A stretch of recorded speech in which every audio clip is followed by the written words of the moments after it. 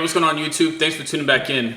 Today's project is going to be on the inside of the Atlas, and it's going to be taking out all the OEM bulbs or halogen bulbs and replacing those with LEDs that I purchased from deAutoLED.com.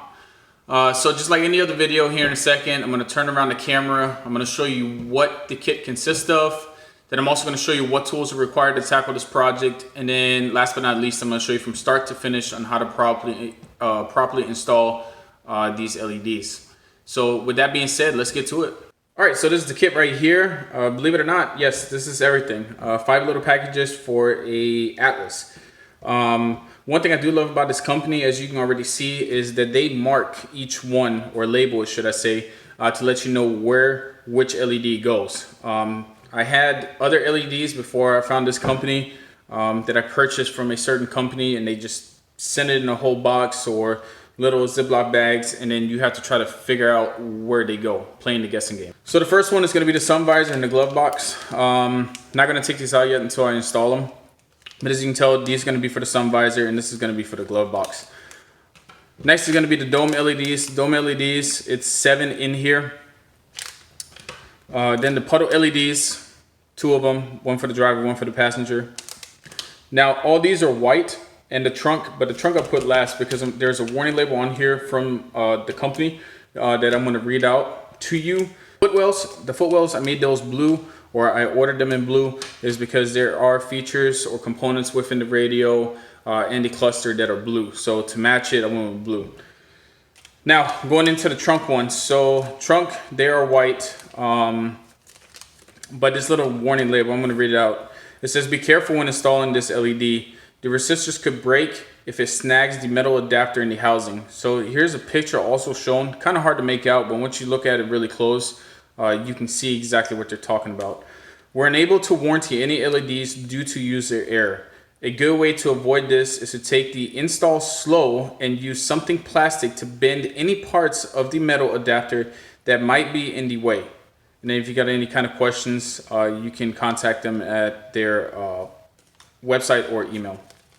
Now, it's just like any other video that I make with any kind of lights. I'm only going to show you one side. I'm not going to show you both sides. Okay, so if I'm working on I'm probably going to do the driver's side first, and then I'm going to hop over and do the passenger side just to show you how it's properly installed, because it's going to be the same thing, mirror image. It's just going to be on the other side. But again, this is what comes with the kit. Okay, so the 2 types of tools you're going to need is 2 pry tools. One is made out of plastic, so you're not scratching up your plastic. And then this one is for the harnesses, tabs, because they usually got lock-in devices in there. You see later what I'm talking about. But again, this is all you're going to need.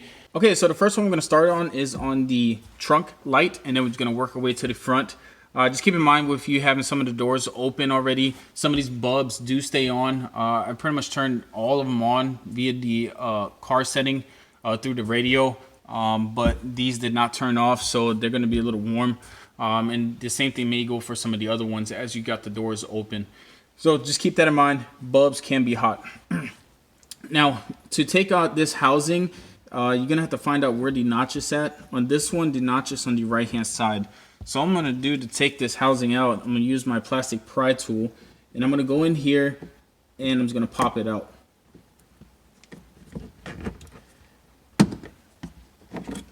Now once you pop it out, I'm just going to disconnect it.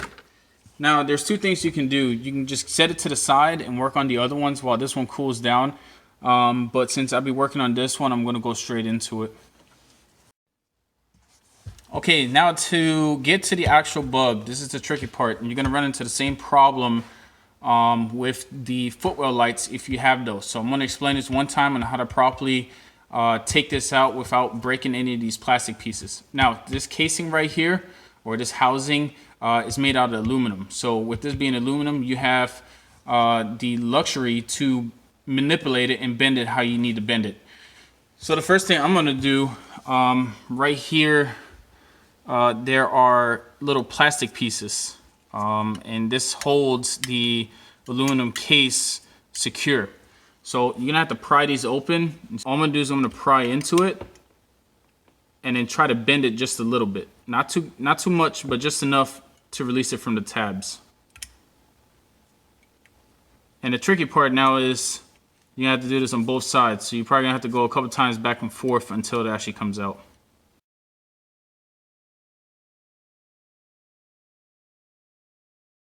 Okay, so there we go. Took it off. As you saw me, it took me a couple times going on both sides. But again, just take your time with it so you ensure you don't break any of these. These little things are expensive. So now to take the bulb out, if you look at it, it's a wedge bulb. So the way I usually like to do it is I take a little flat tip screwdriver, and then right here, the tip of the bulb, I just kind of just press down on it and pop it out. I'll put this one to the side. Now here is what the warning label was saying earlier in regards to ensuring that you don't break, I guess, all these little circuits right here. They're kind of tight right now, so what you're gonna have to do is, or what I did with the other one, I just used a flat tip screwdriver and I just kind of like press these prongs outboard that open it up a little bit. So when you actually do put the bulb in, you're not gonna break any of these off. I'm assuming via the warning label, if you break one of these off, the actual light itself is not gonna work. So all I did, pressed it outboard on both sides, and that opened it up enough to actually get the LED in there. If you go a little bit too crazy or too much, you can just bend it back inward. Now I'm going to show you something, and I'm not going to put it in all the way though. Right here, you can see that it's catching. So what I'm going to do is I'm going to take the LED back out, and once I take the LED back out, I'm just going to widen it just a little bit more to ensure I don't break it.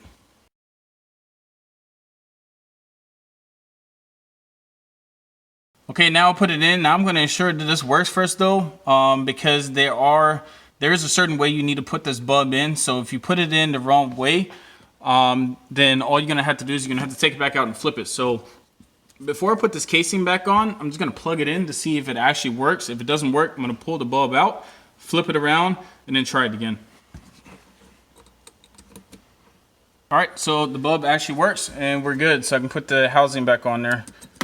Before I put it back on there, you can see I'm kind of like bending these tabs a little bit back in again, because like I said, it's aluminum, just enough so it sits in there snug.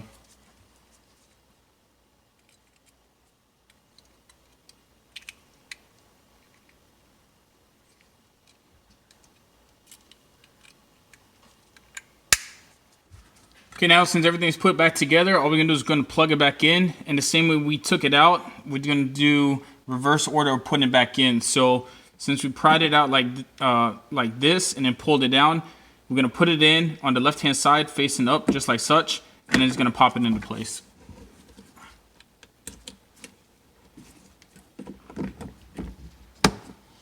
And that is it. So the next one we're gonna work on is the second row dome light. I already did the one back here, just to show you. These are a little tricky to get out as well, so just take your time with it, don't rush through it. So the inner plastic portion has to get removed to get access to your wedge bulbs. So again, all you're gonna do is you're gonna take your plastic pry tool, and then you're just gonna slowly work your way from either side. What I found out best was working from the center, and then just slowly prying it out as you go around. The plastic is pretty sturdy, but again, just like I said before, take your time with it, don't rush it. You don't want to start breaking tabs or breaking the whole assembly, because again, they're not cheap.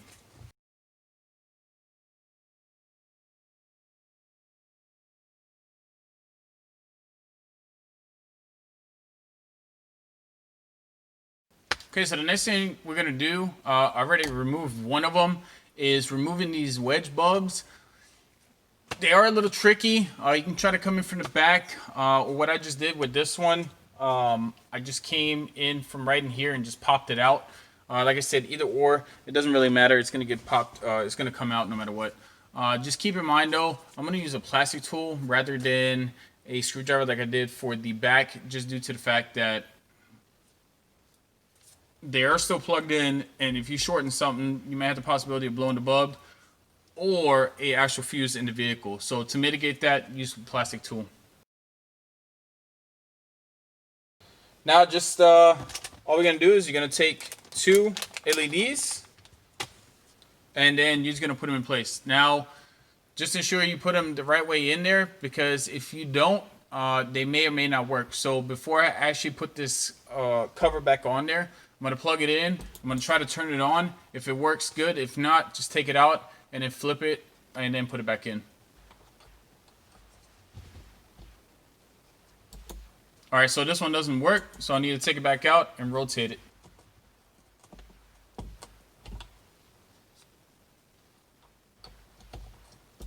And now it works. You're gonna do the same thing for the other side. Nope.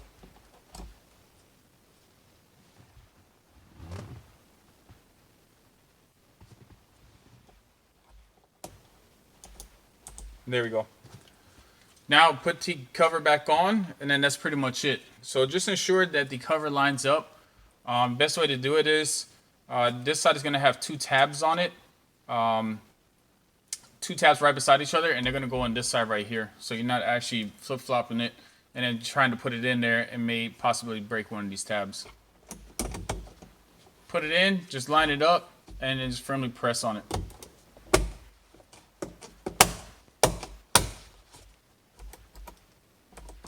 And that's it for the dome light. Again, for this one and this one in the back, it's the exact same way of taking it out and installing the bulbs. So now we're at the front dome, and what we're gonna do is we're gonna take this cover off just like we did with the center dome lights. We're gonna work our way around, pop this out. I have read to a point where this whole assembly comes down. I hope it doesn't happen, but if it does, it just pops right back into place. Once we get the cover out, we're gonna replace the 2 just like we did with the center ones, reassemble everything, and then we can move on to the next one.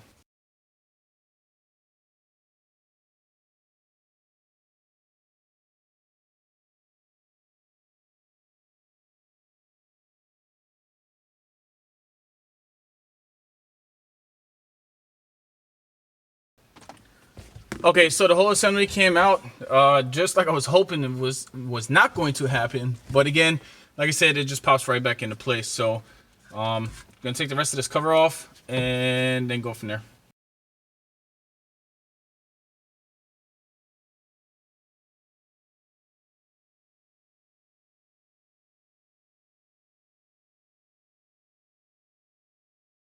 The lights are in, and now we're gonna take this plastic cover and put it back in. For the dome lights. Next, we're gonna do the puddle light. The door's been open already a little bit, so I can feel the bulb already being warm. All you're gonna do is you're gonna come down here from this bottom, and again, you're gonna use your pry tool. This plastic piece, just this lens, is gonna pop out. Once it pops out, I'm gonna take the old one out. Again, it's a wedge bulb. You're gonna put it in. Once you put that in, you're going to put this plastic cover on, starting from the bottom on this side. And then once you wedge it in, you're gonna pop it into place.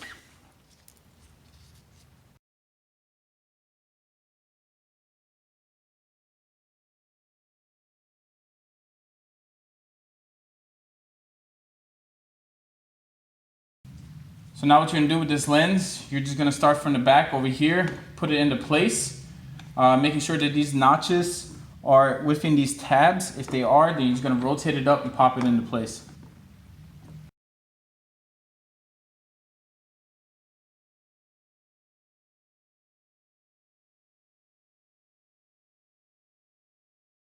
And there you go, that is for the puddle lights.